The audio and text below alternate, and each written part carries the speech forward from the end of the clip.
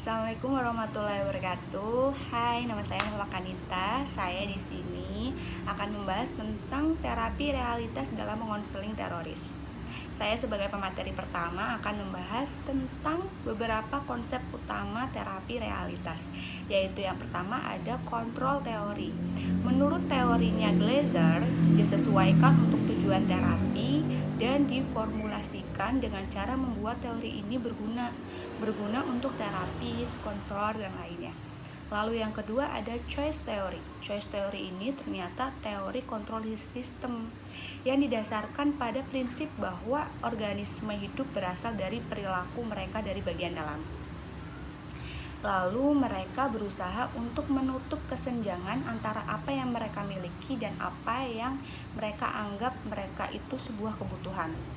Karena penekanan pada pengendalian dari dalam dan terutama penekanan pada perilaku sebagai pilihan, sehingga teori ini berganti nama menjadi choice theory pada tahun 96. Lalu ada beberapa konsep 3R menurut Glaser. Yang pertama ada responsibility, yaitu bertanggung jawab. Lalu yang kedua ada reality, yaitu kenyataan. Lalu yang ketiga ada right atau kebenaran. Baik, terima kasih. Cukup sekian dari pemateri pertama, akan dilanjutkan oleh pemateri kedua. Terima kasih. Bismillahirrahmanirrahim. Saya Imaz Ramin. Saya akan sedikit menjelaskan mengenai proses terapeutik. Nah, di sini ada beberapa hal yang harus kita jelaskan mengenai proses apa saja ketika melakukan terapi terapeutik ini. Karena ketika proses terapi, kita juga harus membutuhkan beberapa hal sebelum melakukan terapi tersebut.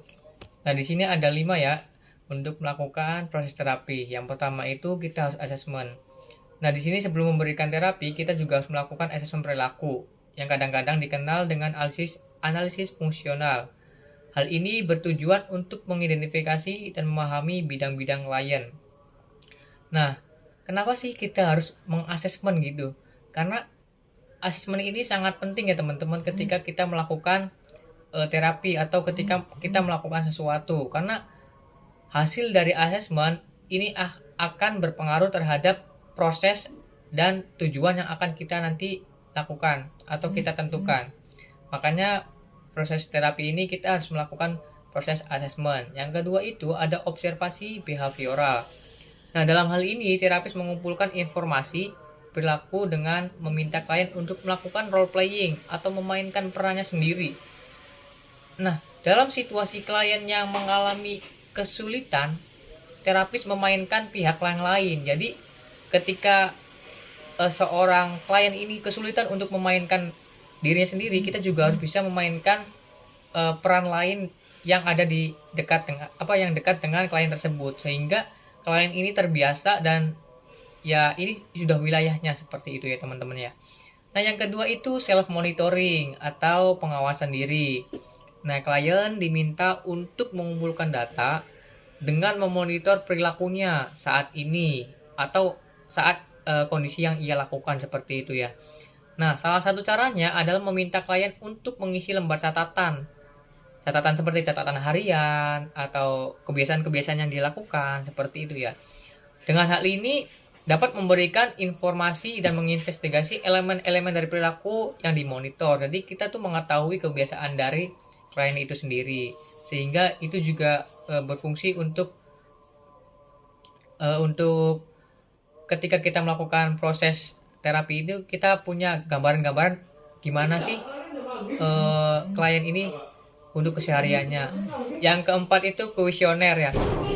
Nah, dalam ini proses terapeutik dapat diminta klien untuk mengisi kuesioner laporan dirinya. Ukuran-ukuran dapat difokuskan pada perilaku terbuka, bagaimana klien bertindak seperti pada Nah, dalam ini proses terapeutik dapat diminta klien untuk mengisi kuesioner laporan dirinya. Ukuran-ukuran dapat difokuskan pada perilaku terbuka, bagaimana klien bertindak seperti pada emosi, atau bagaimana klien merasakan dan persepsi terhadap lingkungannya seperti itu. Yang terakhir itu penanganan. Nah, dalam hal ini ketika kita sudah mendapatkan informasi dari asesmen, dari kuesioner, dari self monitoring dan observasi behavioral, baru kita melakukan penanganan. Dan di sini ada beberapa penanganan untuk terapeutik ini ya. Nah, yang pertama itu ada desensitisasi sistematik, ada penguatan, ada paparan, dan latihan asertif. Yang paling penting atau yang paling kita harus utamakan yaitu tugas pekerjaan rumah. Karena hal ini dapat mempengaruhi proses terapi pada klien tersebut. Itu saja mungkin yang dapat saya sampaikan. Terima kasih atas waktunya. Saya serahkan kepada teman saya selanjutnya. Terima kasih. Wassalamualaikum. Assalamualaikum warahmatullahi wabarakatuh. Perkenalkan, nama saya Siti Arusa Azad. Di sini saya akan sedikit melanjutkan tentang tentang materi yang sudah dibawakan tadi. Selanjutnya yaitu materi teknik dan prosedur terapeutik. Terapi realitas dapat ditandai sebagai terapi yang aktif secara verbal. Prosedur-prosedurnya difokuskan pada kekuatan-kekuatan dan potensi-potensi konseli yang dihubungkan dengan tingkah lakunya sekarang dan usahanya untuk mencapai keberhasilan dalam hidup. Berikut teknik-teknik yang digunakannya yaitu: pertama, terlibat dalam permainan peran dengan konseli. Yang kedua yaitu menggunakan humor. Dan yang ketiga, mengfrontasikan konseli dan menolak dalih apapun.